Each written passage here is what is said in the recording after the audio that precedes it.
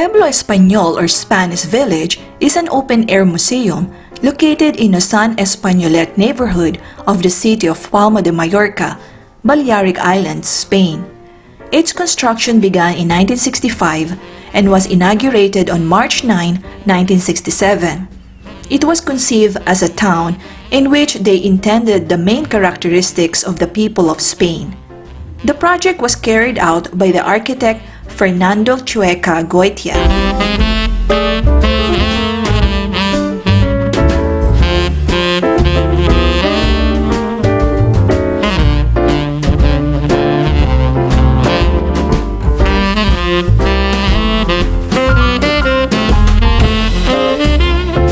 You can eat Spanish food standing in a bar or sit outside a cafe watching the tourists buy souvenirs at the village shops.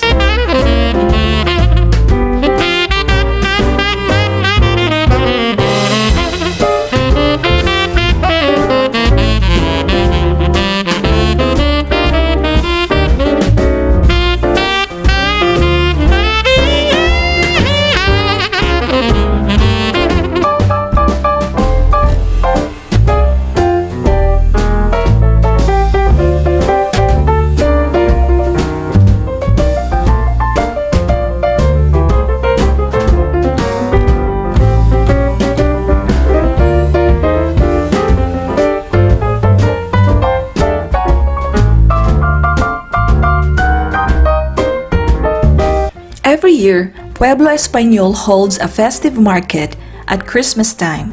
This unique model village represents some of the most emblematic buildings and monuments in Spain. Its streets and squares an advocate setting for these special events.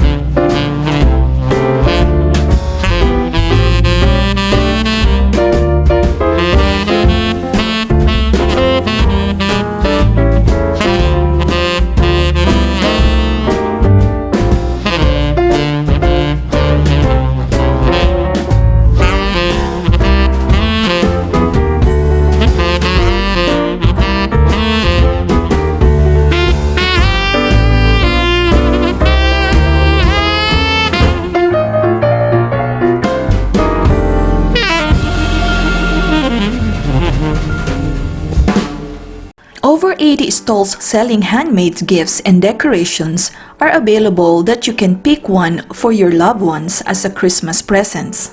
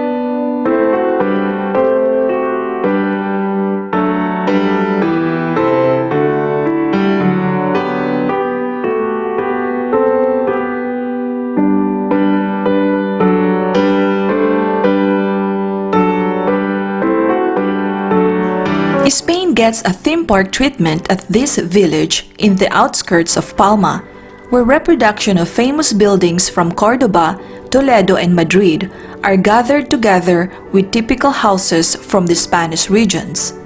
A visit here gives you a whistle-stop tour of Spanish architecture, showing its development through Muslim and then Christian influences.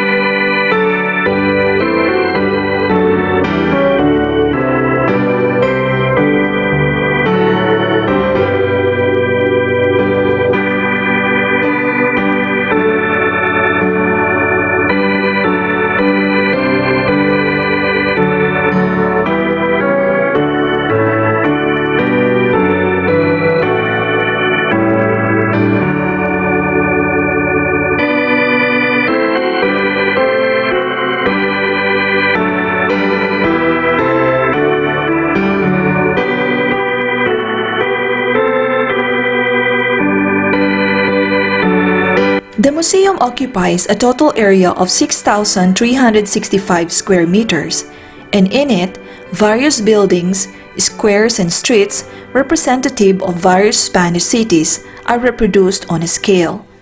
Currently, the Spanish people have the functions of an open-air architectural museum as well as a show of popular crafts. It is also used for different events such as congresses, meetings, conventions, and exhibitions.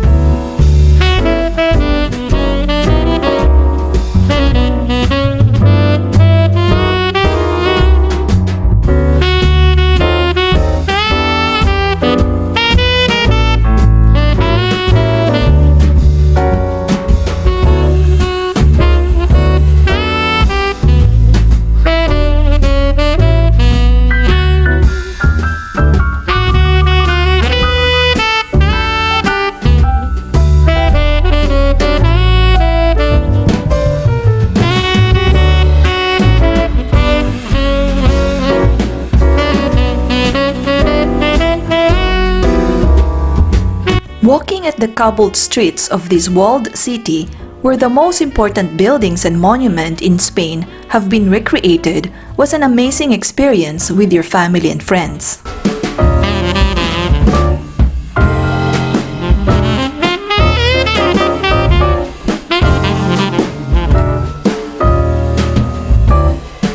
Aside for the adults' leisure walks, children also can enjoy different rides and toys around the village.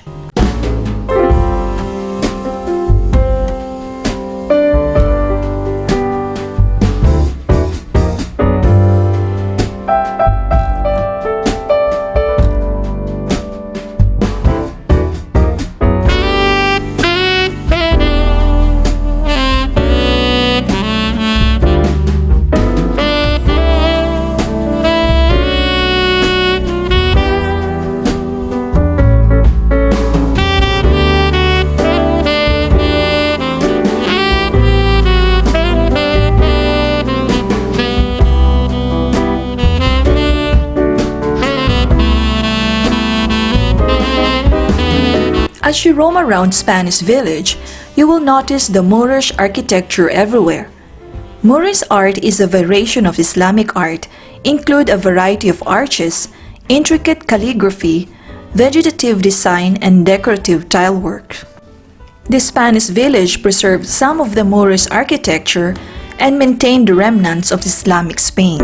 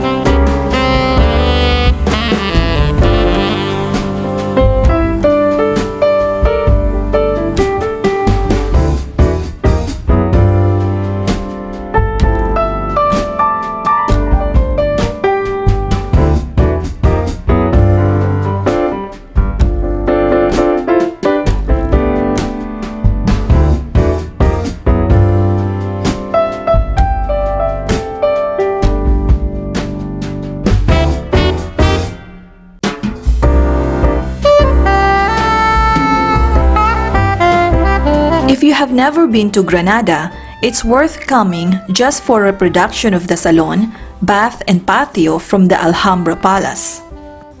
Alhambra Palace in Granada was constructed by the Nasrids who reigned from there in the 14th and 15th centuries. It is considered the finest expressions of urban Moorish architecture in Europe.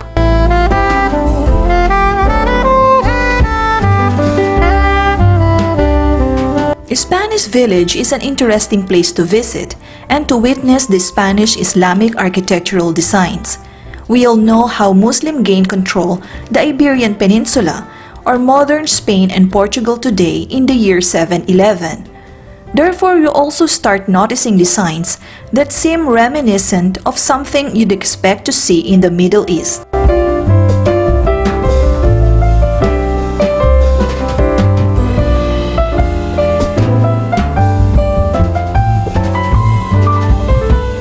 Exhibitions of artworks are also available, like the masterpieces of Ernesto Rodriguez Nogueira.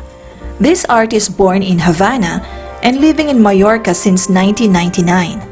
His latest creations that go from classical realism to material expressionism includes a set of ceramic sculptures and arranged masterfully to build pieces full of passion and serenity.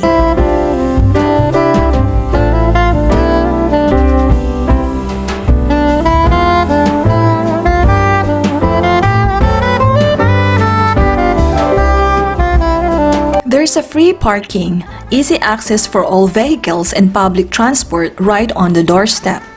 Opening times are every day from 12 in the afternoon until 10:30 in the evening. The entrance fee is €5 and includes a glass of wine or a hot chocolate or a coffee. Free entrance for children up to 12 years old.